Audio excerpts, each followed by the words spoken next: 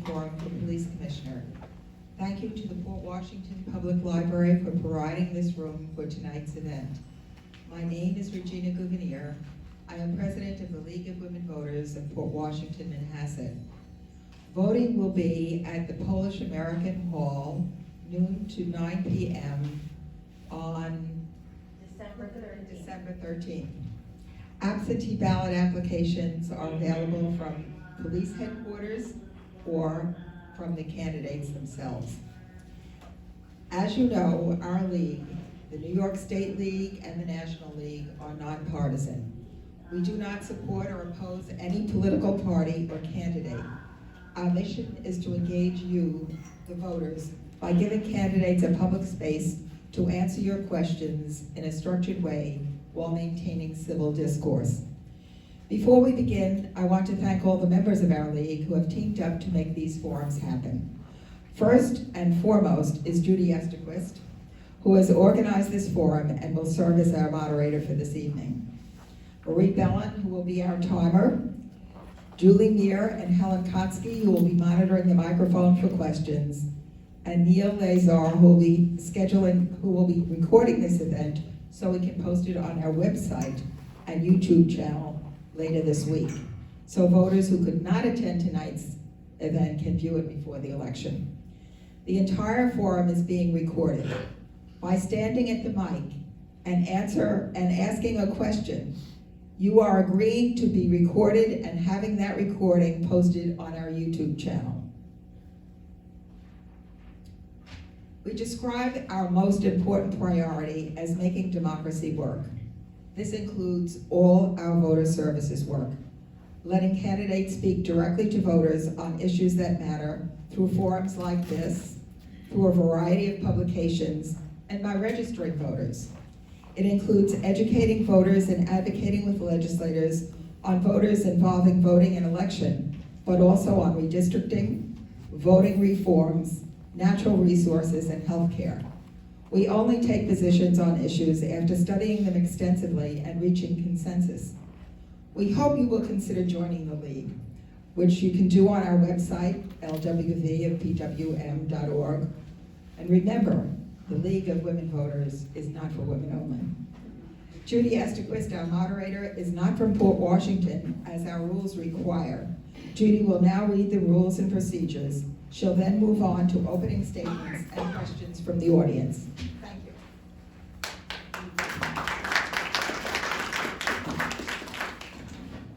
So thank you, Regina. I appreciate that.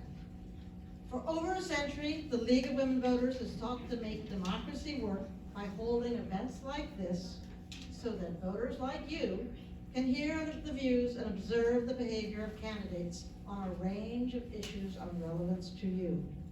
This is why we have debate procedures. Both candidates have agreed to these procedures, and by being here tonight, you as the audience also agree, as noted on the pages up here. The League has used the procedures like these for over 60 years to ensure a fair process that everybody expects and to encourage civil discourse. As moderator, I am the arbitrator of all decisions during the debate. So these are the rules. There are 11 of them, and I'm sorry it'll take 2.5 minutes, but we read the rules. The moderator will be a member of the League of Women Voters from outside the district. I'm from Manhasset. Candidates' opening statements will be determined by drawing lots before in-person events. The same order will be for opening and closing statements. We drew lots, and Mr. Meyer is going first for the opening and the closing. Each candidate will be allowed 3 minutes for an opening statement. After all the candidates have spoken, the moderator will open the meeting with questions from the audience asked at the microphone. In all cases, the moderator will be the final arbiter of whether the question should be answered. Questions must not be duplicative, personal, or abusive. Questions at the microphones will be strictly limited to 1 minute. Each candidate will be given 90 seconds to answer each question. At my discretion, the time for a response may be reduced so long as it's the same for everyone. There will be no rebuttal. Questions may be addressed to a specific candidate or to both of them, although both will be given an opportunity to answer any question that's addressed to a specific individual. The moderator will attempt to rotate the order of responses for each question. A league member will act as timekeeper.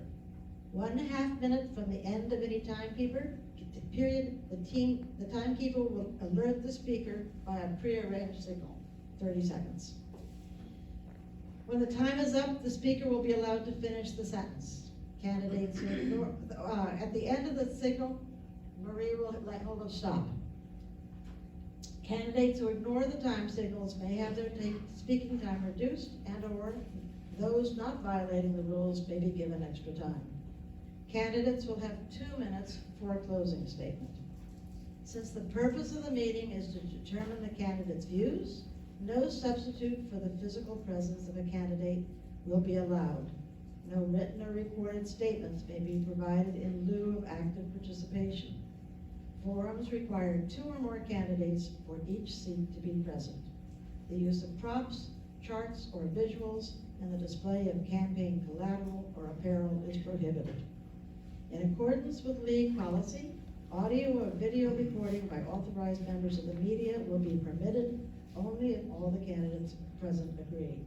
The league maintains the right to record the forum and publish it on league-controlled electronic pages. No other recording will be allowed. No partial transcript or recording may be published without written permission from the league. Those are the rules that the candidate agreed to, and those are essentially the rules that happen at every forum.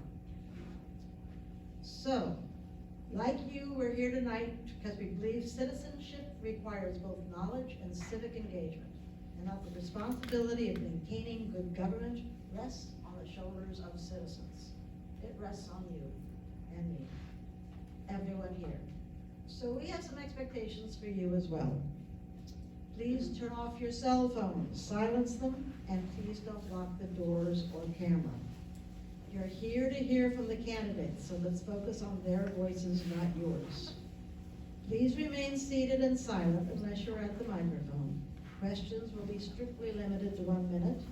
If you have not asked a question within 60 seconds, you will not be given more time.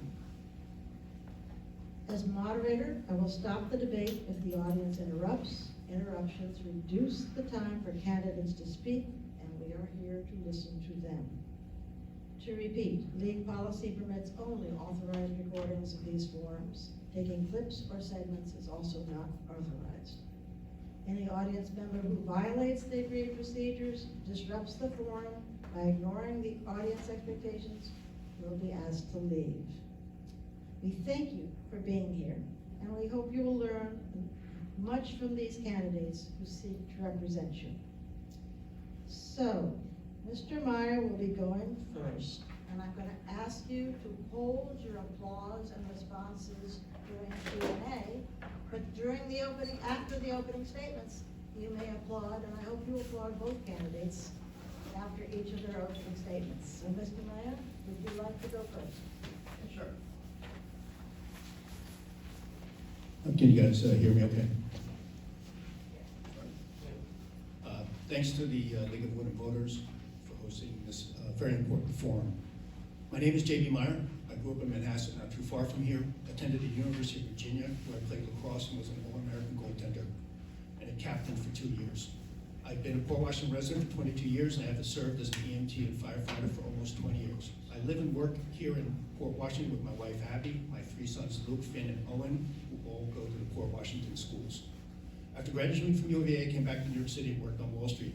My last job was head of emerging market corporate bond trading at Deutsche Bank, where I traveled the world, including Russia, North Africa, and Latin America.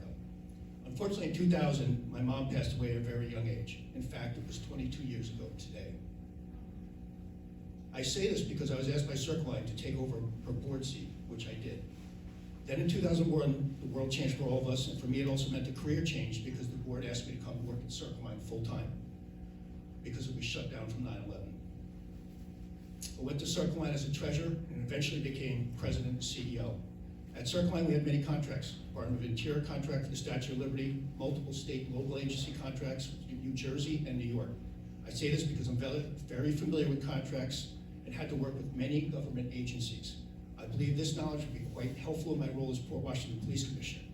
While at Circle Line, we had 2 unions where I was the lead negotiator on several labor agreements without arbitration or strikes. In 2009, we sold Circle Line to the Durst organization, which left me looking for something to do. After much thought, I started 2 companies here in Port Washington, Long Island Boat Rentals and Chief Graphics. After a couple years, Chief Graphics was doing so well, I sold my Long Island Boat Rental business to Bill Gordon and his son Christian here in town to focus solely on Chief Graphics. And on a side note, I wanted to point out that it was my wife Abby and I who put up all those inspirational signs in the very early stages of COVID. I'm sure you probably all remember those. My campaign will run on safety, trust, communication, and commitment. Safety. My main focus will be the safety of the community and primarily school safety. Our police department has done a wonderful job keeping us safe, and I want to work with them to make it safer. We need to dig deep and find more innovative ways to keep our kids and community safe. We also need to work harder on bullying and hate crimes. These 2 issues need to be addressed. We need to focus on what our primary responsibility is, a safer Port Washington. Trust. We all know what happened the last few years. I just feel that we need to come together as one. We need police to keep our town safe, period. Most of you don't know it, but police officers live in town and are usually right next to you at the grocery store. Communication, I feel the police department can get the message out way more effectively by being proactive and alerting the community when information needs to be shared about important issues and critical information when it's needed. Commitment. I'm 110% committed to do this job, and I feel I have all the qualifications to do a very effective job. Thank you. Mr.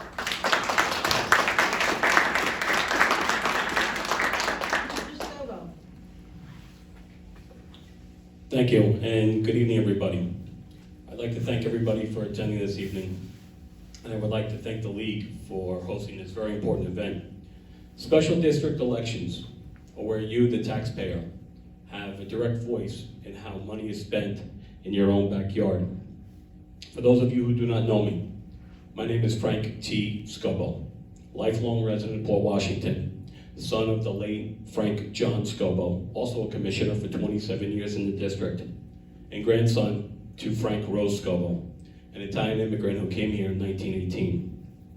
I'm seeking re-election as a district commissioner, not only because I will continue to fight for the taxpayers, but also because I believe my accomplishments with the district have greatly improved the resources here in the district.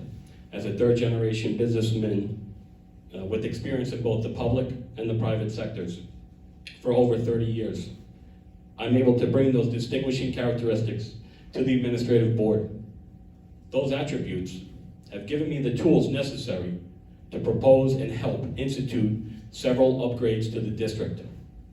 With over 30 years of education and as a member of the Port Washington Fire Department, I've had the ability to receive training in Homeland Security, Office of Fire Prevention and Control, Nassau County Office of Emergency Management, and the Federal Emergency Management Authority, all for the Center from Domestic Preparedness. This emergency management and large-scale incident planning has given me the training to understand the difference between being proactive and reactive. Since elected in 2020 up to now, some of the notable accomplishments include working in starting our own court system.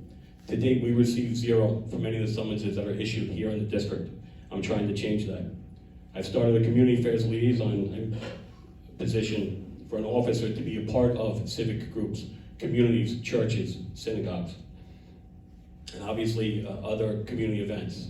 I proposed a drone unit to the district in 2020. Today we have one of the most advanced and certified drone units in the state of New York. Also, I was able to work with the district to settle a PBA contract without litigation, without arbitration, the first time in almost 16 or 17 years. I've connected the district with the Nassau County Office of Emergency Management for supplemental resources that have improved the services here in town. I proposed the first district law, and I worked actively with Congressman Swazi. I will continue to fight for the taxpayers against unnecessary spending and continue to improve district operations. I refuse to be a rubber stamp commissioner and maintain the fact that now more than ever, civilian oversight of the district is necessary. Being fiscally responsible today will ensure a bright future tomorrow. Thank you. Thank you.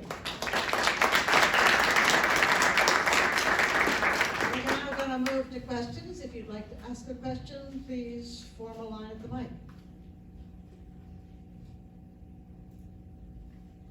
Nobody has questions? Okay, go behind me. Let's go to Vince. Go Vince. I will give everybody a chance to think. Let me start with, I don't need time to think. oh, good, thanks. We have a Washington with a question. Yes, thank you. So I'm Julie Meyer. I reside in Port Washington, and I know from reading letters to the editor and articles that a big issue here is a location and the need to renovate or restore or purchase a new facility because ours is in really bad shape, and especially the basement area. So what are we doing about finding a new location or renovating the space we have? So the first person will be Mr. Scobbo. Thank you. Can everybody hear me? Or you want the microphone? Microphone. Okay, microphone it is. Okay. Is that on? Okay. Thank you. So, with regard to the building, I know it's a very important topic. First off, I'm not on the building committee. There's a committee in place and they've made several recommendations. Along the way, I have made several recommendations and possibilities for facilities in and around the town. I'm probably the only member of the district complete who has not only heavy civil, but construction knowledge. I've looked at several possibilities along the way. Currently, the committee is in the process of looking at a few different options, and I'm also watching that as well, in addition to perhaps renovating not only what's there, but doing something different in other locations. When I tell you that we haven't been sitting around, and again, I'm not on the committee, but the committee did entertain me in 2020 when I found a facility that was 80,000 square feet. I found a separate facility again in 2021 and a separate facility again that's around 25,000 square feet. We're all looking at a lot of different possibilities. And I think that there's a lot of work that has to be done with that. Being fiscally responsible, and you'll probably hear me say this a lot this evening, there's a big difference between needs, wants, nice to haves, and fiscal responsibility. So we're obviously watching that as well. Thank you, Mr. Mayor. Obviously, I'm not privy to a lot of the communications that have occurred since I'm not on the Commissioner's Board. I've been to some meetings. I can state you without a fact that I think we do need a new facility. It's the number one priority I'll have. And I've built ships that have limited space, and I've built other buildings, so I have a great background on that. The current building is about 7,800 square feet. We probably need about 25,000. It's simply not safe for the officers or civilians to operate out of this current headquarters. And it should not be done on the current one. We need a new site. I think there are some sites that are out there, and I'm hoping we can do it. The one thing that hasn't been brought up that I think is absolutely imperative is that we need to get this as a LEED certified building, gold or platinum. We need to get solar technologies, heat power cogeneration, and rain barrels to collect rainwater for water. We need to make this sustainable and reduce the carbon footprint. So that's what I'm for. I have a great way to work with people and negotiate, come to contracts. And the key thing is once you hire contractors and architects, you need to be able to follow through with a commitment and make sure they do their job. It doesn't matter if you have an engineering degree or a contracting degree. You need to get people together and make it work. Thank you. Next question, somebody from the audience, please.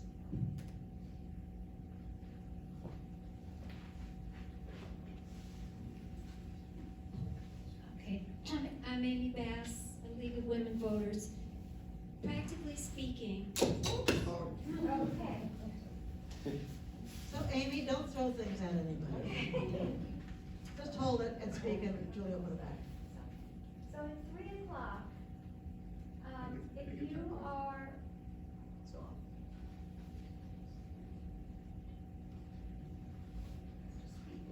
Okay. At 3 o'clock, if you are at Rite Aid and want to exit that parking lot, It's horrible. There's all the kids leaving from the parking lot at the high school, people at the post office. It's horrible, horrible. Do you have an idea of how that situation could be fixed? Mr. Mayor. So as I stated, I've got 3 boys in the school. I know what it's like. The simple rule is don't go to Rite Aid. Absent that, I agree, traffic is a tremendous problem in the community.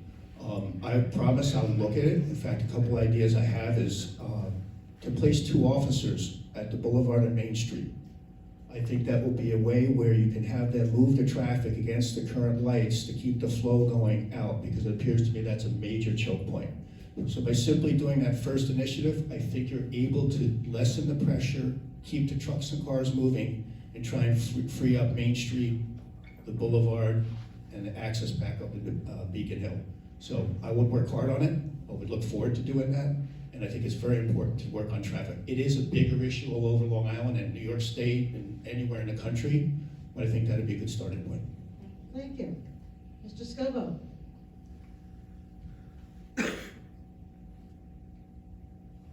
There we go. I think traffic, we can all agree, it's one of the biggest issues we have here in town. Part of that is attributed to the fact that over the years, the infrastructure has never changed. The size of the roads never changed. The ingress, the egress. In fact, the last person to do an emergency evacuation study was in 1986. Same last name, my father did it. And there was a traffic study done in 2014 for a facility in Port Washington on Main Street. And just looking at the data from 1986 to 2014, the traffic increased almost 68%. And that was taken on a Friday afternoon in the summer. Perhaps not a true indication because school was out of session. To fix the problem, there are traffic control agents, TCAs. We had 2 of them at that corner. They're crossing guards and they assist moving along traffic. One of the ways that we wanted to move traffic along was not only to address the issue of school, but also on Saturdays to have a crossing guard or a traffic control agent at Irma and Main. I think that there needs to be greater work done in addressing the issue of why there's traffic. You have a lot of people taking vehicles to school. We've also done a study about vehicles driving in the morning, because I know that's also an issue. If you go on Port Boulevard in the morning, there's a tremendous backup for a few minutes.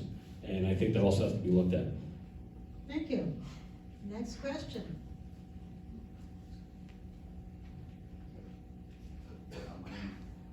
Ron DeMayo. Just have a question. It's come up at public meetings in the past, even though the Board of Commissioners aren't required to produce financial statements each year, as the town of North Hempstead does, with all the public corruption, this school district, people stealing money. I'm sorry, can you hear me? I'm sorry, I was saying that every year, the town of North Hempstead requires their elected officials to file a financial statement. The fact that you're required to oversee a $25 million budget, although you're not required, what is your stance as far as implementing a financial statement for each year as an elected official? Mr. Scobbo.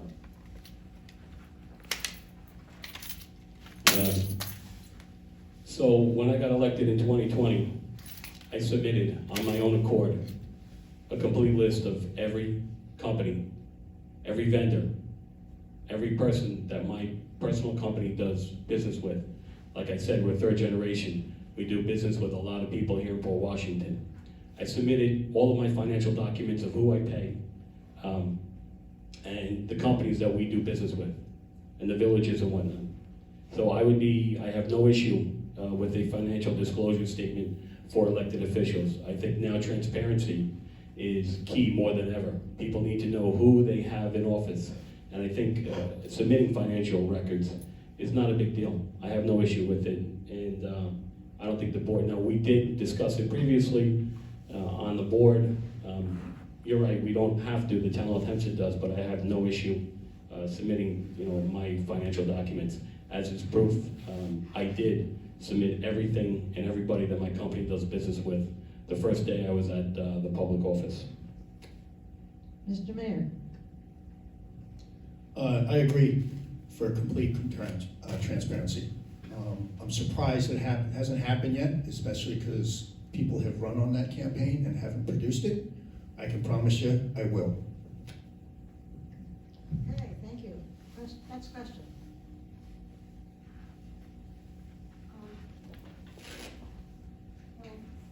Speaking of, So get right into the mic and. speaking of Irma Avenue, there's probably at least 50 calls logged from me from last year about speeding.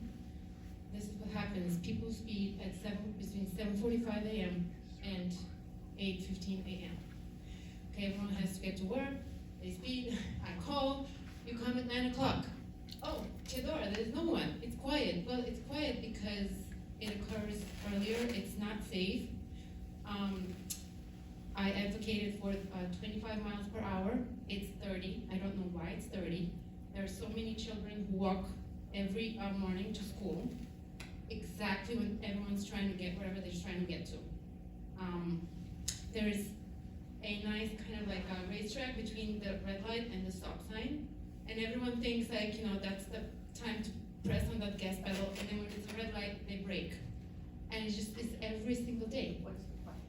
The question is for Mr. Scobbo, why haven't you done anything about it? And for you, I guess, what would you do about it? Thank you.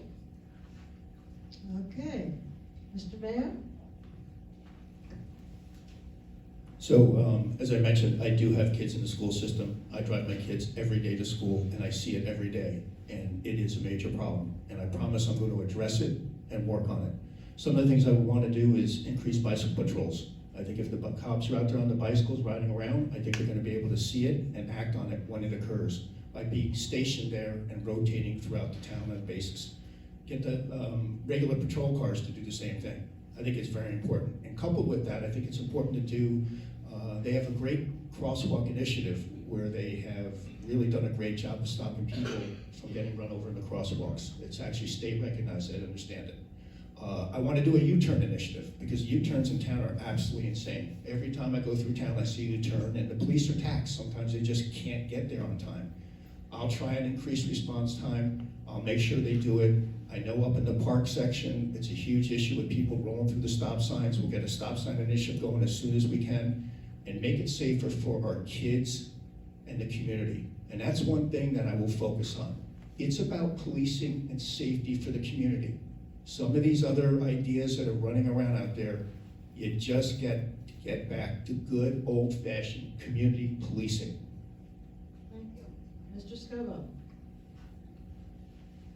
In, I want to say 2021, I brought to the chiefs and to the board, there's a couple companies that have trailers, and these trailers can be parked at intersections to take photographs of perhaps people going through stop signs and speeding enforcement.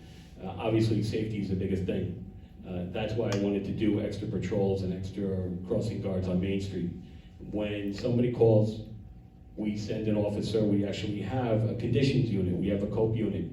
They are out there to address those conditions so that the patrol sectors can continue to respond to calls and address issues in their sector.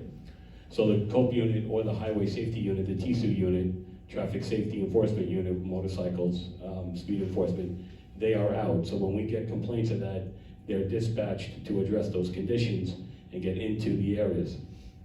So I'm always looking for innovative ways to try to address conditions that are perceived to be unsafe within the town.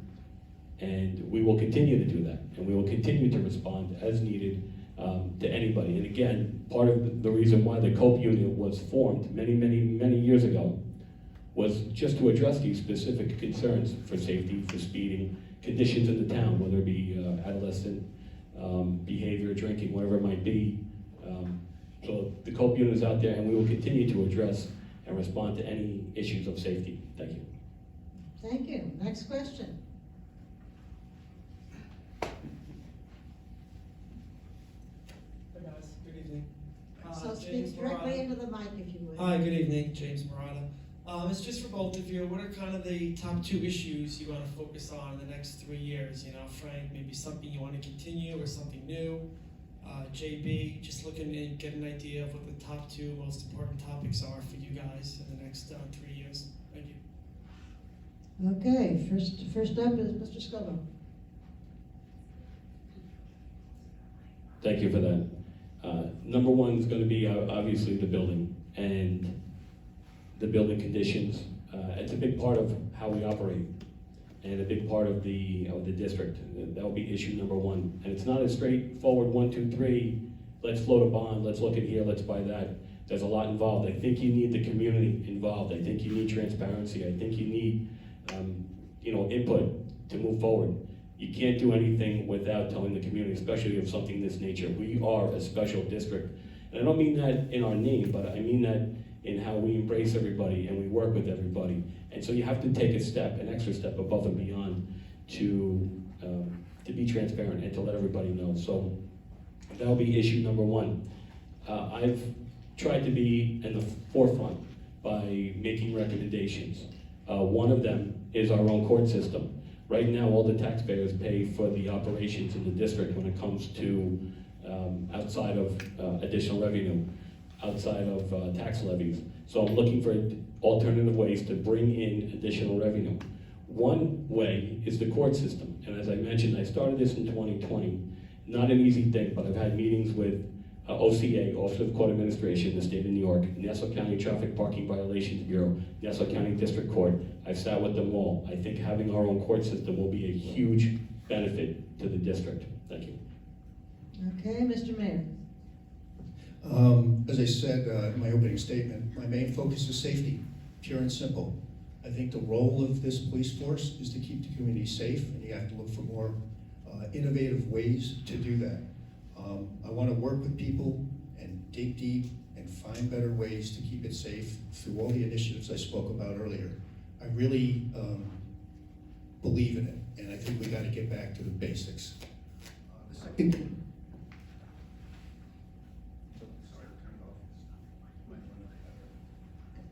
Can you hear me now? Thanks, sir. The second thing is the building. I think the building is extremely important. I don't think the department, when it was in 1956, when they went in there, I think there were approximately 40 officers. Right now, there's 62. The female officers have to change in a locker room that's 10 feet by 6 feet. It's really astonishing that they have to work here, and it's simply not safe. They've been talking about this building for many, many, many years. I don't think it's that difficult. I think we have to find a spot, we got to commit it to it, and we got to work on it and get it done. It hasn't gotten done, and I think it's time to bring it forward. I will make a new building happen. Okay, thank you. Next question.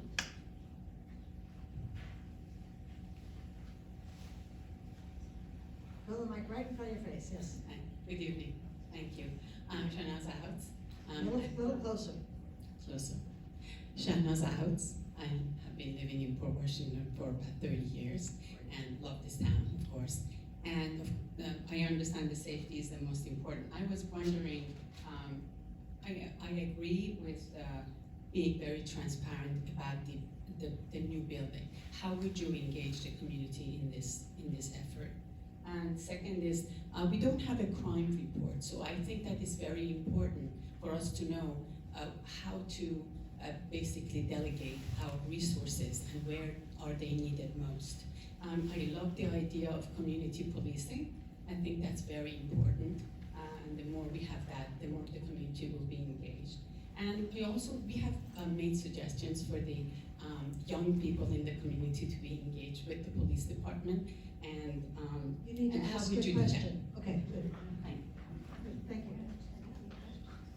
Okay, first up is Mr. Mayor. First thing, young people, I'll go backwards. I think that was one of the questions. We have to engage them, and I think we need to help them. I think, bullying and threatening things in the school district is a big problem, as well as drugs.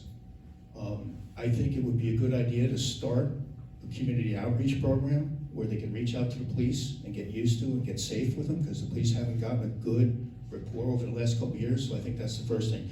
Second thing, crime stats, I'm not privy to them. If I'm lucky enough to get elected, I'll get those stats out. And how will I get them out? Social media. I think it's really important to increase this platform. They started Facebook, but they haven't used it. They haven't gotten the message yet. We had the spill on Beacon Hill, message wasn't out, it was a terrible mess. Get the message out, you'll hear about it.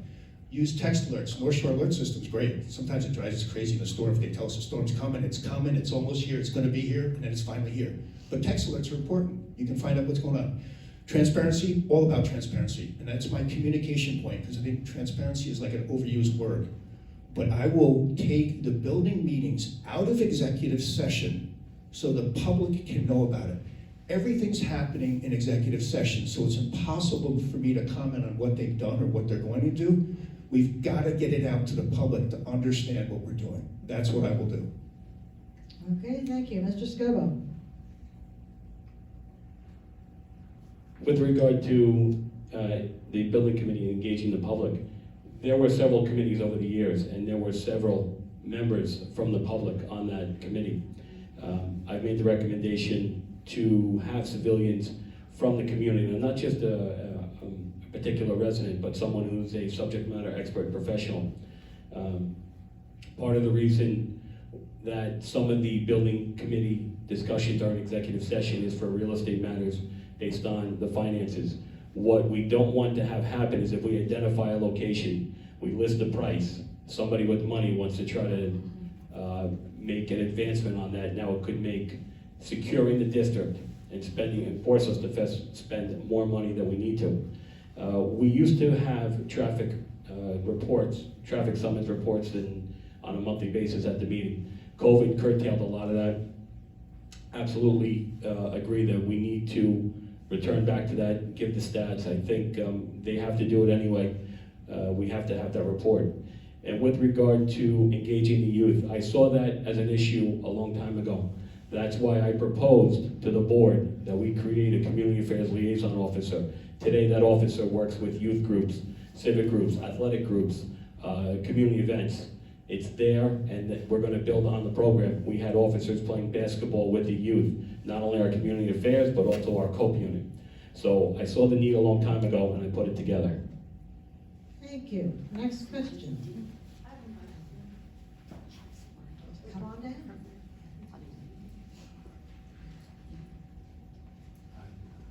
I want to compliment the audience on very interesting range of questions. Hi, my name is Jackie LWV. I'm a resident of Port for 48 years. I don't know if it's a question, or maybe it is. It needs to be a question. Okay, I'll turn it in my thought. Okay. You say how we're gonna make things transparent. I would like to know why it's not out there when there's a commissioner meeting. Okay? You can't have commissioner meetings for townspeople in the morning when I would say more than half of them have jobs and work. Okay, so I think the meeting should be in the evenings, and I think it should be advertised. Maybe it is, I don't see it. I also think when a person calls the precinct and they ask about these meetings, that the person who answers the phone should have the answer. If they don't, you can put the person on hold, find out, or take their number and call back. I myself work for a precinct. I answer, or I get the answer for when a resident calls. So this is even way before you, Frank, came into office, these meetings. Okay. The question is, what can you do to make the town know? And I don't want to hear that's in Patch or on social media, because I don't go on You that. finished your question, Okay, and I think they got the question. Thank you. okay. Next time, ask it early. Sorry. Yeah, that's good. Okay, what's up? So now you can sit down and they'll answer. Oh, Thank you. oh my God. Oh, sorry. Mr. Scobbo. Thank you. So to start off with, I have no objection to having meetings, all of the meetings in the evening to engage the public. What we started to do to try to invite more participation, the meetings are streamed. With regard to the meeting schedule, yes, it's on our website. It is, also I posted on my Facebook page and whatnot. It should go on the district website page. And what we do have is a communication system. If anybody wants to get any notifications, they have to call the secretary and we'll put you on the automatic email list for all notifications. And could it be improved? Absolutely. I think that we could do better on social media. The district just tried. I did vote yes to hire our PR person, and they put together Facebook, and I believe we're also on Twitter as well, and improving our Twitter footprint, our social media footprint as well. So yes, it can be improved, and I have no objection. Some meetings have to be conducted during the day to affirm certain businesses, and if it may be with other municipalities who also conduct business during the day.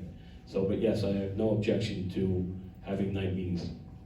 Thank you. Mr. Mayor? I couldn't agree with you more. I go to the meetings, there's 2 or 3 people, same 2 or 3 people every time. It's amazing to me, in fact, that people don't show up and voice their opinion about what goes on in this community. Using Facebook, social media, and other outreach programs, I can't imagine why they haven't done it. It's another issue that, they keep saying that they've thought about it, but they haven't put it into action. I make things happen, I will make it happen, and get you to communicate. So why not have the meetings at 7 o'clock so people can participate? At least you can stream from home. That's become the big thing. Zoom it should be easy to do. You can sit there, ask questions, but the simple to have 2 people online and 2 people or 3 people in a meeting is not the way that I will do it. I want to get out to the people to explain what the issues are and use your feedback. I'm never going to pretend that I know everything about policing. I'm not a policeman, I'm a leader. I will lead and find a way to get things done in the community and make it safer. Thank you. Next question. Hi, my name is Susan Brassel. My question is, this evening, Mr. Meyer, I've heard you say that you will make it happen, and Mr. Scobbo, I've heard you say that you've proposed things. Outside of budget, what do you perceive or is the number 2 and 3 obstacle to getting things done in the police department? Thank you. Mr. Mayor? I don't know how to answer that because I'm not a current commissioner. I'll let Frank answer that. But I think you can tell by my tone and my leadership skills that I will be proactive, I will be approachable, and I will be engaging to find out what you people need on a daily basis. One thing I'm thinking of doing is creating a commissioner's corner where you can actually provide emails, input on all the issues that we're talking about. So that, along with social media, I think we can make it happen. But until I luckily get voted in, I can't speak about what's going on in the past. Okay, Mr. Scobbo? Thank you. Number 2 and 3 obstacle in getting things done outside of the budget. As you heard me say, I proposed and I've also made things happen. We have a drone unit. We have a community affairs liaison officer. I'm working on the court system. I passed a first district law. I proposed it, and there's 3 commissioners. I'm one of 3. And being one of 3, I can make the recommendations. I bring my experience and my training to the board, and it's discussed. We also take the recommendations of the chief. We always hear a recommendation from the chiefs. And the board, the ultimate decision makers, will take everything into consideration. But because I proposed it and worked through over the last 3 years, I've actually made a lot happen in the district. I'm proud of those accomplishments, and there's more to be done. The obstacles that we have, leaving the finances aside, most of what we do in terms of the police district, we deal with the public, and we want to make sure that we provide the best possible service. We try to remove the obstacles. So if there is one, we're going to address it, and we're going to invite the public to make sure that we're addressing the issue. I don't really see too many obstacles, challenges, and we try to discuss and work through them. And again, like I said, there's 3 of us, so we will all work together for the district. Okay, thank you. Next question.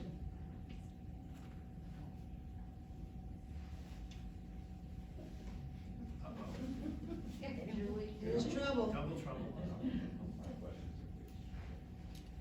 Do you think that there is an issue in Port Washington of people of color being pulled over disproportionately to white people for traffic violations? And additionally, does the police department ever do any studies about this issue?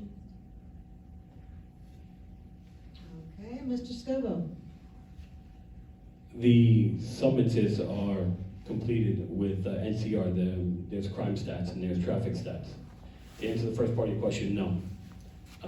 Everybody's treated fairly equally. As someone who is married to someone of a minority race, Hispanic woman, I'm more cognizant of it, and I'm more aware of it, and I can tell you it doesn't happen here. Those crime stats are recorded, not only in Nassau County, but I believe also in New York State, and they're also available online. And studies have been shown that that does not happen here in Nassau County, especially in Port Washington, New York State. So there are crime stats available for review, and I don't think that it shows anything negative. Does that answer your question? Okay, Mr. Mayor. I mean, as I said, I live and work in town. I go up and down Main Street, and I've probably been in a lot of your homes on fire calls. I do see pullovers all the time on Main Street in various areas, and to what I notice, I don't see it. I'm not privy to the actual crime statistics and the pullover statistics and the summonses, but I can assure you, I know these police officers, the men and women of this police department, and first class. And I don't think they have any bone in their body that's gonna try and profile somebody, whether they're race related or whatever, to try and get a summons. I just don't believe that. And I can, if I do get in, I will make sure that doesn't happen. Thank you. Next question. Absolutely. You're not shy. No, I'm definitely not. Just have one question. Everybody's talking about a building, and I would assume that the building will be somewhere in the neighborhood of $20–25 million. I was just interested in how the district would pay for it, and with all the building throughout the community over the last, say, 10 years, whether it's Rosslyn Metro Road, Mill Pond Acres, the industrial park, is the police district receiving all the tax dollars that it's supposed to be, and would that lessen or increase the tax burden on the taxpayers? Thank you. Mr. Mayor. I agree with you. I mean, there's, at least from the fire department, when they put in the assisted living and senior living facilities down in Rosslyn West Shore Road, it actually increased the call volume of EMS cases substantially. The fact is, we do need a building, and from what I've heard in terms of the fiscal numbers, a bond of $30 million would cost the average person in this town $120 a year. So I think the population is over 20,000, so the math is pretty simple. So while it is an extra amount of money, I think it'll be worthwhile and something that we can afford.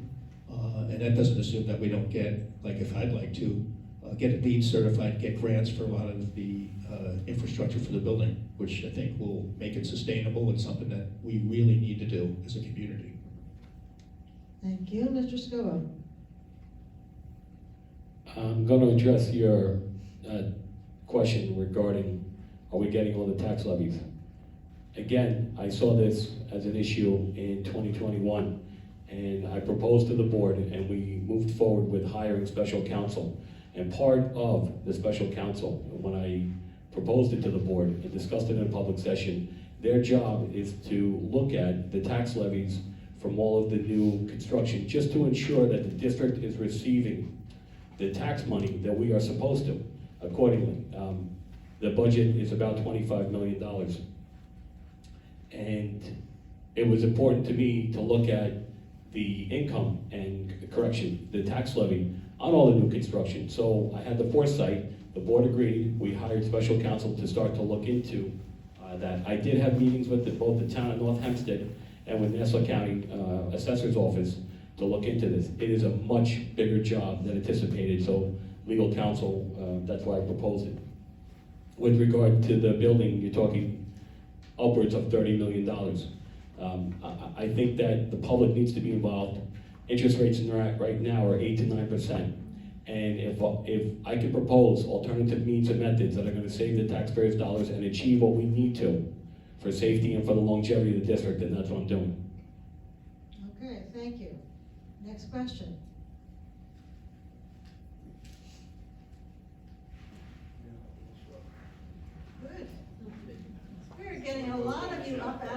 question, that's exciting. Good evening.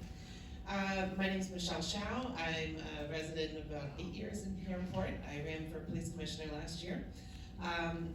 Part of my platform last year was focusing on school safety and security, as well as communication and transparency, which you both have spoken to, so I'm not going to ask about that. Last spring, after the Uvalde tragedy, I attended some meetings, the police commissioner meetings, and specifically asked what was being done and how were we communicating and what was being enacted in our school district to obviously avoid a tragedy like that here in Port. Can you please talk to me about Commissioner Scobbo, what you and the other commissioners have already done and are looking at for the future? And Mr. Meyer, can you talk to me about, obviously like you said, you're a father as well, what you also are seeing as being needed improvements and proactive actions by our district? Thank you. Okay, first up, Mr. Scobbo. Thank you. School safety is one of the paramount functions of the district. The school resource officer program started many, many years ago, also by my father. It's a fantastic program. The district works very closely with the school district. The chiefs meet with them regularly. In fact, the chief of department and the other chiefs met with them earlier this year at the opening of the school. We have several traffic and safety plans in place specifically for that. Some of the details as to how we plan for safety, obviously for certain reasons, can't be divulged, but safety is paramount. And I think by perhaps in the future increasing the school resource officer program will also add to that. Some of the things that the district does, including the sector cards, add to the school safety. And again, some of the things that we do, I can't divulge for safety and security reasons. Second part of your question about the future is, I believe there's more that we can do with telecommunications, there's more that we can do with video surveillance and joint services with us and the school district. We have a fantastic relationship with them, and we also have a lot of safety plans in place where they've not only been vetted, but tested again and again, where we make sure we have abundance of redundance. Thank you. Thank you. Mr. Meyer. Yeah, I remember I was at the meeting with you when you brought up this school safety and the fact that the county had put out an emergency preparedness document that wasn't circulated. I'm sure the county will put it out. I understand the district couldn't put it out because they didn't author it. But having 3 kids up there, it would be a big objective to mine under my #1 concern, which is safety, is the schools. There's a lot of little things and big things you can do. First of all, you can increase the drills. We haven't been able to do it because of COVID, and also we actually need a new building so we can actually do tactical training and train about doing it. You don't want to do it in school every time, I'm sure. I think, I talked to the chief about this, is getting the fire department to understand what their role is in it. We do patrol car shifts. Why not put one right in front of the, front entrance at the school? Whether it's manned or not, but if they can swap out cars, swap them out there. It's an extra police presence that's there at the school that people will be able to see. I loved it when school opened, that they had the bicycle patrols up the park section around. I think they need more bicycle patrols. I think the patrol cars can cruise through. I see them all the time at my boys' sporting events. They have a great presence up there. We can do a little bit more. And I really think the things that are even more important are the hate crimes, the bullying, and the drugs. We've got to get the school resource officer to work with the community affairs officer to do more. It's a good initiative, they got to do more. Okay, thank you. Next question.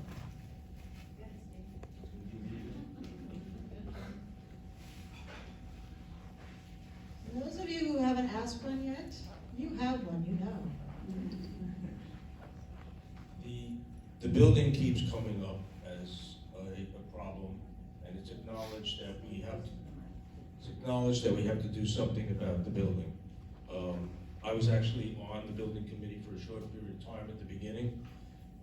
My question is, JB, basically, with Frank's Scobbo's background in construction, heavy construction, his knowledge of building these kinds of buildings, what do you think that you have that would make you more qualified to help us find a new building, fund it, and figure out where to go, look around and you know, do an analysis of what's out there?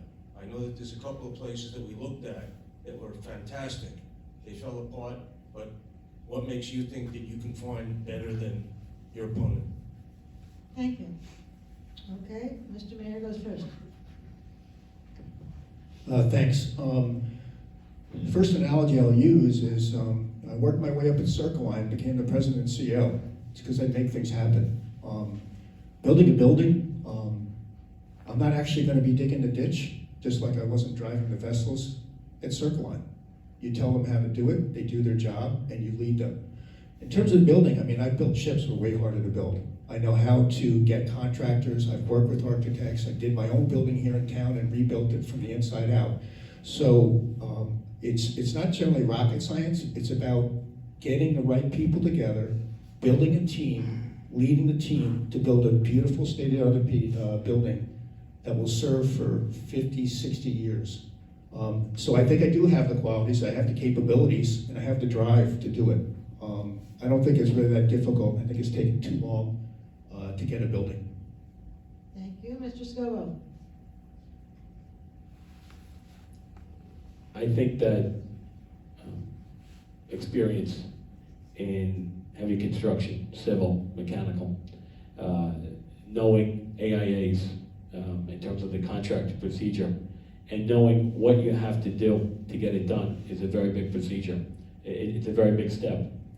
One of the facilities that we looked at was 80,000 square feet, 30,000 office, 50,000 warehouse. I identified that it was a little too big for us, so I approached the Port Washington Fire Department to ascertain if they could go in with us for financial reasons and others. It didn't really seem to work out. That facility was approximately $12 million. But in the process, when I sat in the room with the architect and I'm discussing a phase 1 and a phase 2 renovation, you need that experience. Because in that phase 1, for a public assembly facility, it states clearly that a public assembly facility under phase 1 or phase 2 renovation, you need to be open for the public. We were just closed, our building was closed for COVID. We have the ability to close our building to the public for safety issues. So I think you have to have building experience and knowledge which will benefit the district in the long run. An architectural firm, and I definitely respect them, they were talking about knocking it down and starting over at $35, $40 million. I'm not in favor of that. And I was able to discuss that and work with them. So we have time for probably 3 or 4 more questions. Next question.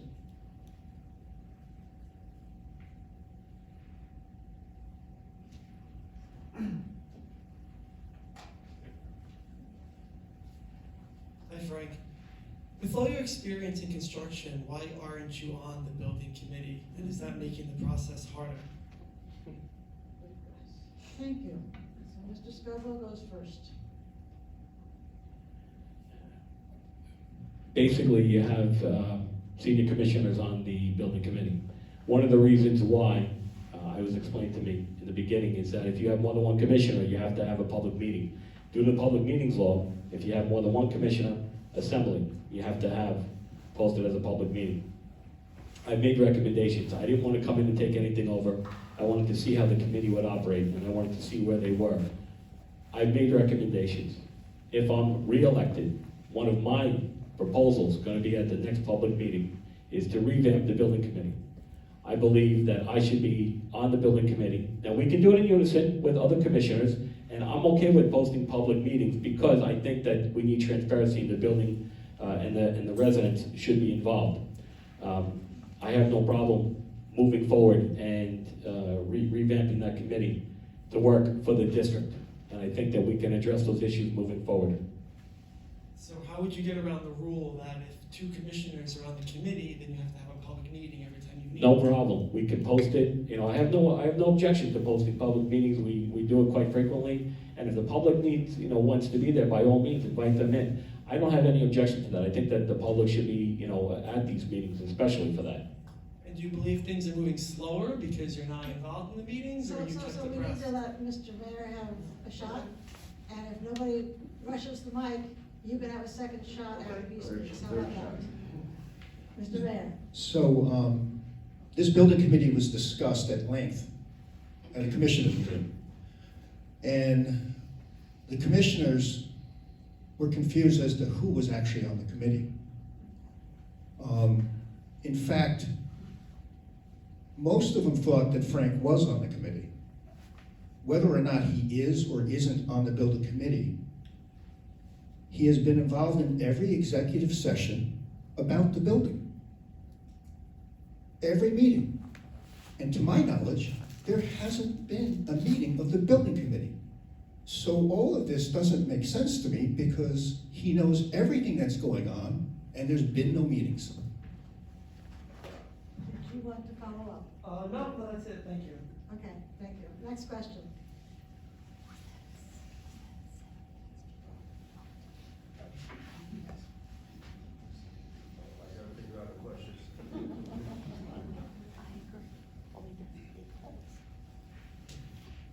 Yes, the building, the fact that there's New York State law of open meetings, that only a meeting has to be open to the public. And if there's 2 commissioners or more than 1 commissioner, it has to be a published meeting.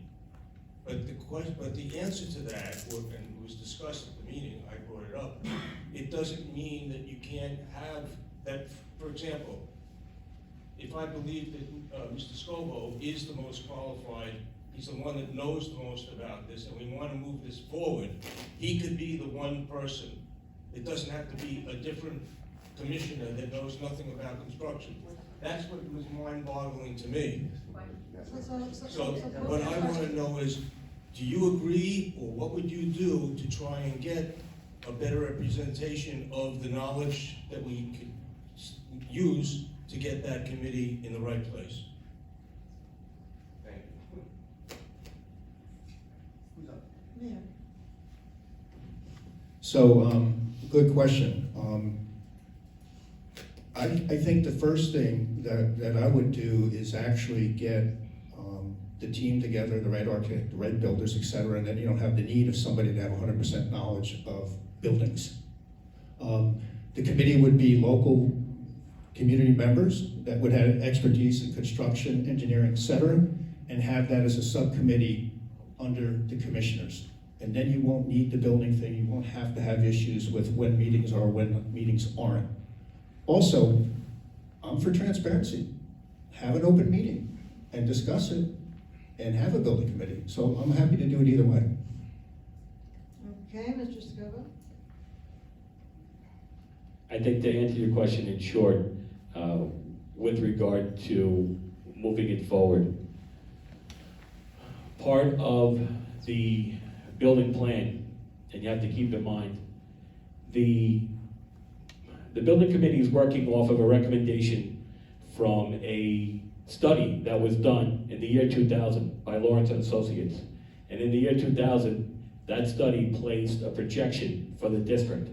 In the year 2000, that study said you're going to need a building of up to 20,000 square feet, based on the fact that the police district will have 75 officers, an additional, I believe, 12 to 14 civilian. We are the same number of officers today, pretty much, within 1 or 2, that we were in the year 2000. And in designing it back in 2020, when land was a little bit more available, and you didn't really have so much of a need to look at the issue of needs versus wants and nice to haves, I think you have to focus on what's exactly needed. And right now we're running at about 7,200 square feet. It's actually 68 plus or minus. And I think that my personal opinion, my professional opinion, if you were to go 2.5 times, you can achieve what you need to. I also think that we need to look at and I've said it quietly before, prefab. We can look at prefabbing a police building if we decide, wherever we decide to build it, we can look at that. Thank you.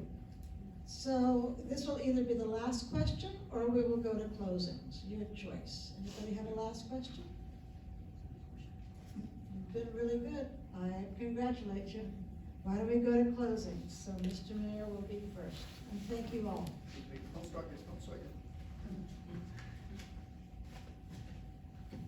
Well, thanks again for hosting this very important forum. I believe my business experience, running Circle Line, working on Wall Street, and more importantly, starting 2 local businesses from scratch gives me a unique perspective that I feel will benefit the community. I also spent several years coaching at the PYA, where I really got to know kids and parents, and I feel I understand what the community needs in a police commissioner. They need a solid voice of reason, someone who is approachable, and someone who really cares about the safety of the community. We are currently focused, in my opinion, on the wrong things. Let's focus on basic policing and making it better. If you save one accident from happening, stop one crime, or save one life, there is no monetary value you can place on that. We don't need to go into starting a court and funding it with surcharges on summons. This is simply another way to tax the residents. Taxes are too high already. We don't need to get a summons for a parking ticket and slap $75 fee on it to fund a court system that we already pay for with our Nassau County taxes. What we need in the role of commissioner is fiscal oversight, policy guidance, and helping the chief office in implementing their operational goals. We should not be involved in operational issues and responding to crimes. Let's focus on our charter mandates we do. Protect this special community by keeping them safer, especially the schools, restoring trust in the police, and increasing communication to keep residents informed. Thank you.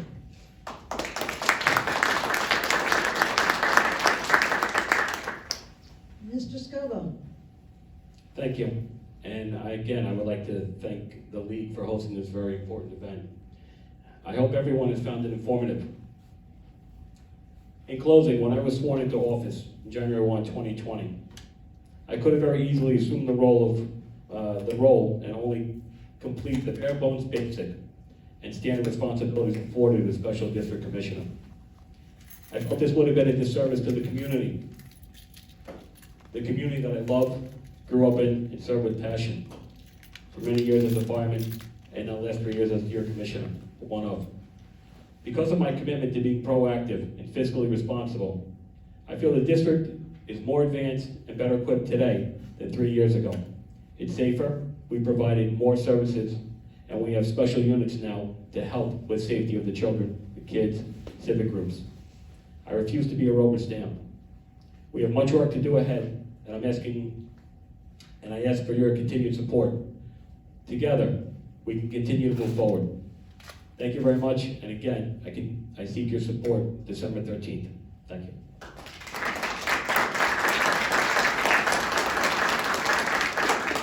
So the election is December 13th from noon to 9 p.m. at the Polish American Hall. Absentee ballots are available. You can get the applications from either the candidates or police headquarters. And I would like to thank 2 candidates.